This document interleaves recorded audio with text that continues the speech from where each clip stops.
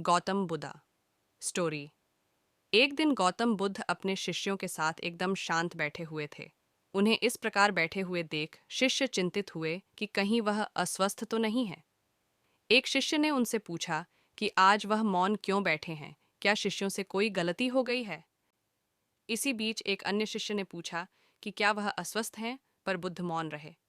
तभी कुछ दूर खड़ा व्यक्ति जोर से चिल्लाया, आज मुझे सभा में बैठने की अनुमति क्यों नहीं दी गई है।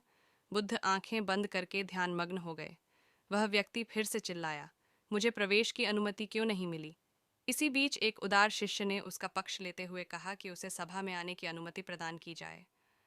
बुद्ध ने आंखें खोलीं और बोले, नहीं, वह अछूत है, उसे आज्ञा नहीं दी जा सकती। यह सुनकर शिष्यों को बड़ा आश्चर्य हुआ। बुद्ध उनके मन का भाव समझ गए और बोले, हाँ, वह अछूत है।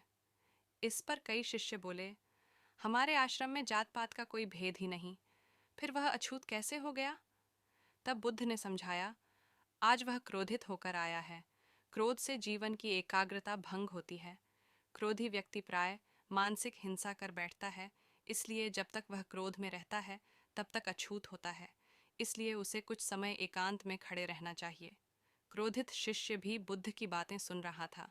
पश्चाताप की अग्नि में तप कर वह समझ चुका था कि अहिंसा ही मनुष्य का महान कर्तव्य व परम धर्म है। वह बुद्ध के चरणों में गिर पड़ा और कभी क्रोध न करने का प्रण लिया। शिक्षा। आशय यह है कि क्रोध के कारण व्यक्ति अनर्थ कर बैठता है और पश्चाताप उसे बाद में होता है, जिसका कोई लाभ नहीं मिलता। इसलिए हमें क्रोध नहीं करना चाहिए। असल मायने में क्रोधित व्यक्ति अछूत हो जाता है और उसे अकेला छोड़ देना चाहिए। क्रोध करने से तन, मन और धन तीनों की हानि होती है। क्रोध से ज्यादा हानिकारक कोई और वस्तु नहीं है।